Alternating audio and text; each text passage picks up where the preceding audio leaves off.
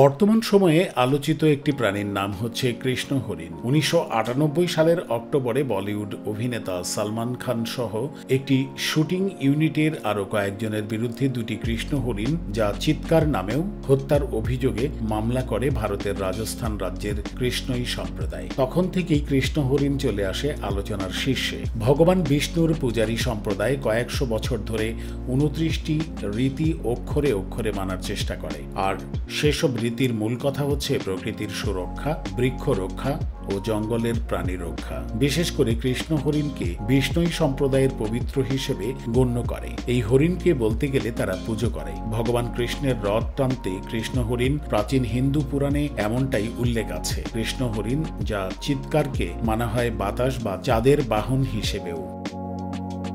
কোথায় মেলে এই কৃষ্ণ হরিণ? কৃষ্ণ হরিণের সংখ্যা দিন দিন কমলেও ভারত, পাকিস্তান এবং নেপালে এই হরিণ দেখা যায়।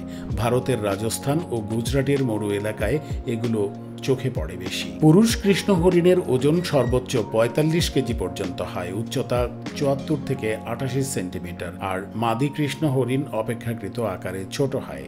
রং বদলায় কৃষ্ণ হরিণ। চিৎকার বা কৃষ্ণ হরিণের প্রধান বৈশিষ্ট্য এটি রং বদলায়। বর্ষার শেষে পুরুষ চিৎকারের রং থাকে কালো, কিন্তু শীতের সঙ্গে সঙ্গে রং হালকা হতে হতে এপ্রিল নাগাদ বাদামি হয়ে যায়। বন্যপ্রাণী বিশেষজ্ঞ আরাফ তাহসিন জানান, ব্রিটিশদের সময়ে উদয়পুরে ঝাঁকে ঝাঁকে চিৎকার দেখা যেত, কিন্তু এখন সেই দৃশ্য বিরল। এরা ঘন জঙ্গলের প্রাণী নয়, সমতলে খোলা জায়গা এদের পছন্দ। যেহেতু এই ধরনের জায়গা দ্রুত মানুষের দখলে চলে যাচ্ছে, ফলে এরা বিপদে পড়েছে।